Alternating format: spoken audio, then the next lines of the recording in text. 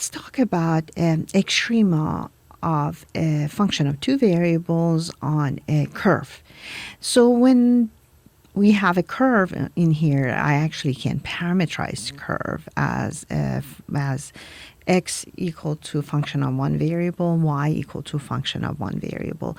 In this specific curve, and here's the function of two variables, here's the curve. The curve is a circle. Curve can be lines, circles, ovals, and anything of one dimension, basically, in 2D. And so one thing that we know, again, you can refer to the video before this, that we parameterize circles and ovals and everything. Here, to parameterize a circle of radius 1, I can write as x equal to cosine t and y equal to sine t. Now I can basically plug in cosine t and sine of t for f, and get a new function that is a function of one variable. This the output of this function, let's call it g of t, is the output of f, basically, on this circle, just on that circle, basically.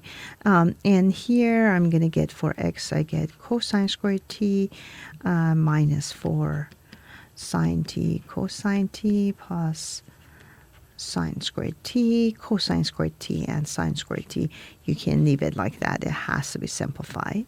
That's 1. And then minus 4 sine t cosine t. Please note that 2 sine t cosine t is equal to sine of 2t according to the identity. So I'm going to write it as 1 minus 2 sine of 2t.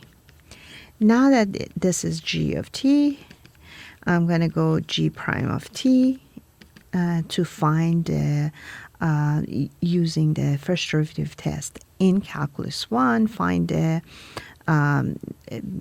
the local extrema, find the critical points and local extrema.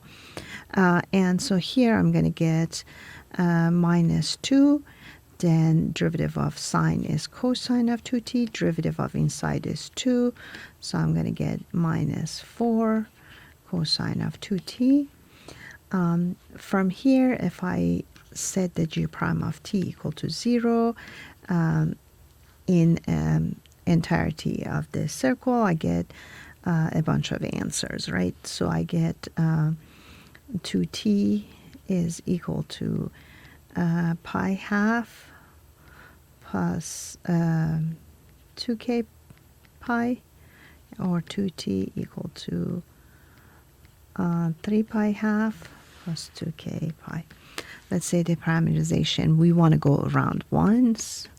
So t is limited between 0 and 2 pi.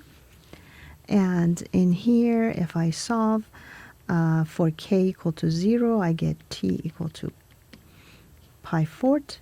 For k equal to 1, this is going to give me, and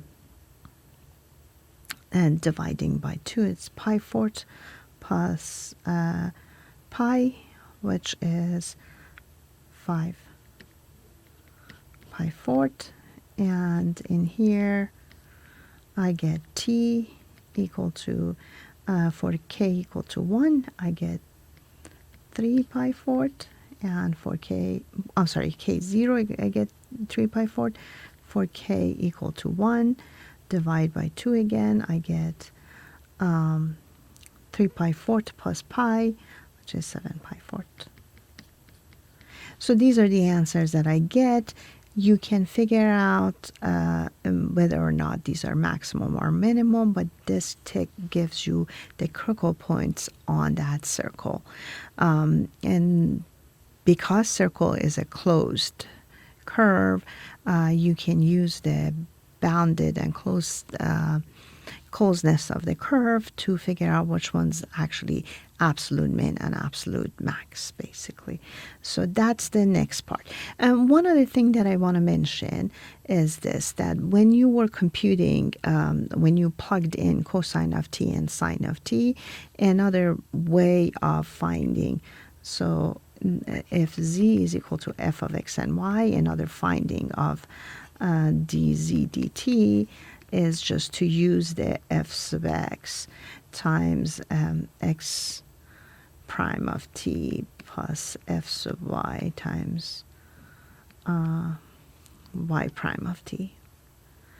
I mean, using the chain rule is another way of finding this derivative and then solving for it. It's just the different methods. But the entirety of this, again, depends on, you have to plug all these in. We do this in the class, and we compute the absolute max and absolute min on the boundary, and that's part of a problem.